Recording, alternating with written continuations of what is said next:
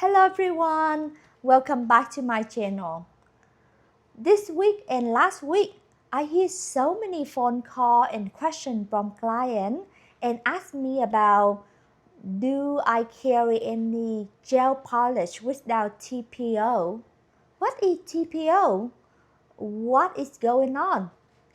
Yeah, that is the same question I wondering about. Therefore, I want to make this video to share with you about why the customer asked me about that. Everyone, something from the beauty world for you. A chemical commonly used in gel manicures has been banned in Europe. It's called TPO for short. It gives gel nails their glossy shine and also the ability to harden under that UV light. But studies are linking it to some reproductive harm and fertility issues. It's also classified as a carcinogen. However, in America, we didn't hear much about that ban, with FDA or anything. But doesn't mean not gonna happen. I have a feeling it might be got banned in the future soon, but we don't know when. We're going to bring in, though, Dr. Matthew Knight. He's the president of Knight Dermatology Institute. He's also a member of the Florida Board of Medicine.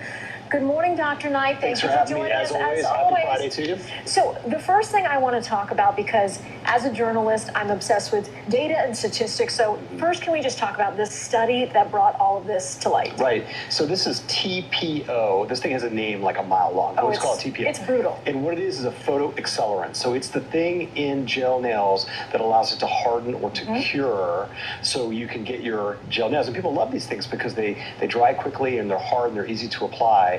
But this study alarmed a lot of people because all kinds of folks get gel nails and it's everywhere. So it's TPO. It's the thing that allows it to dry and harden on the nail. It's not the gel nails themselves, but it's the thing that allows the UV light to work. So is it kind of like when you end up getting your hair dyed and the chemical ends up combining and that's when it activates? That's the chemical. Well, it's interesting with gel nails because they've been under so much other scrutiny. In my world as a dermatologist, we worried forever about putting your hands under those UV lights and the risk of skin cancer or photoaging. A lot of that has been dispelled. I still worry about sunspots and photoaging with that stuff. There's also been reports of like allergic dermatitis with these things, but this is a whole new angle on that. And what they did in Europe, they took mice. It's not like they painted their little fingernails. They didn't do that. They force-fed them this stuff, either IV or by mouth, and they found out that they had organ problems and reproductive problems. But that's not really how we use that here in the United States. In Europe, they take a much more proactive stance with these things. They like to get way ahead of issues. So even if there's a mouse study, not a human study, that shows a little bit of a link, not the way it's being used in humans, but if you infuse it IV, they're going to go ahead and ban it. That's more than we do here in the United States. So the correlation is a little further apart than we might think when it comes to the study. So that means what solution for customer or consumer in America or the nail salon, what we should and shouldn't do? Let me ask you this. Should we stop getting gel manicures? Because I have to admit, I have the gel manicure on as we speak right now, Dr. Right, Knight. everybody does, and I don't think so. It's all about how we use it. It's about dose, how much you're getting, and how it's applied. Our nails are made of keratin. Keratin is a really thick, hard substance that doesn't have its own blood supply. And so painting something on your nails that's immediately cured on your nails is way different than a mouse study where they're given this to them by mouth or IV. Totally different. I'll give you an example. We use lidocaine to numb people up, or you go to the dentist, they use lidocaine. A little bit of lidocaine is really great because it allows us to do things without pain. But if I infuse lidocaine into your veins, it could cause a fatal arrhythmia. You can die of water intoxication. So it's all about dose and how it's used. And I think that's a big nuance to the story that a lot of people miss. If you look on TikTok, people are freaking out about this. They're saying that we should ban gel nails or that the FDA should do more. I think that's missing the point.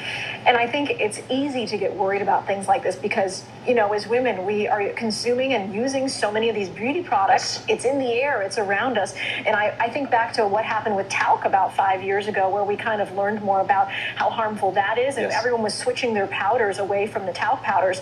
So should you at least, when you go to the nail salon, say, hey, can I do the gel manicure without the TPO? Yeah, you sure can. I mean, first off, I wouldn't panic. I really think the risk here is low, and it's something that needs more study. Two, yeah, you can ask for, I got some TPO-free gel nail polish. The problem is, there's got to be some kind of photo accelerant in here that allows it to harden when you apply UV light.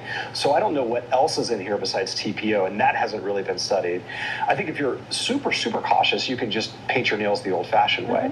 But I caution folks not to panic about this and not take a European study in mice where they were getting huge doses of this and take that to mean that gel nails are unsafe here in the United States. I think we need a lot more information.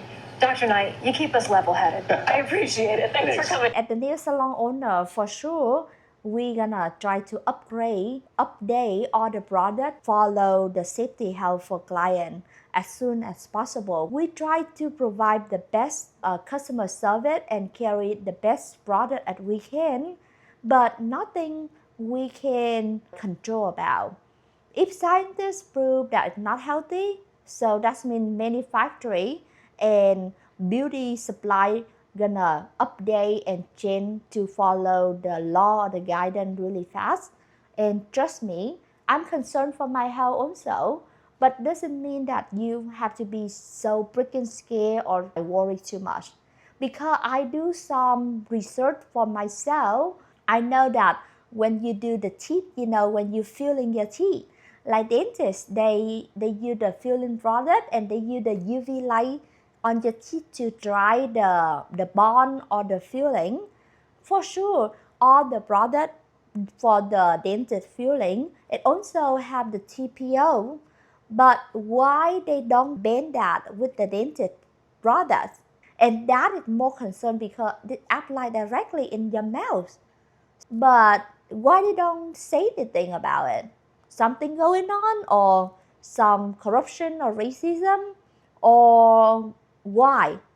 Why it's just banned in the beauty industry, especially it's just on your surface of your nail and your toe. So please everyone, don't freaking so much, especially in America. We still don't hear anything from FDA. In the US has not regulated or banned TPO yet. It is still allowed and commonly used in many salons. Let's talk about pros and cons. So the pros, AU, it's safer for health. I guess better safe than sorry. And it forces cleaner gels. So there'll be more TPO-free options popping up. In the US, products still remain consistent for now. No sudden disruptions. Good or bad? Cons, EU, so salons must toss out the old stock, so huge financial hit, not great for the environment. And reformulating will take time and of course raise costs. In US, no ban means that consumers may still be exposed to a chemical flagged as risky elsewhere in Europe. It highlights a different approach. Europe acts early, US waits for solid proof first. So, in conclusion, Europe being proactive, but are they also a bit of reacting? And is US being a bit too laid back? Also remember, it only has been proven in animal studies. So that is my message for today. Have a good day, everyone. Bye bye.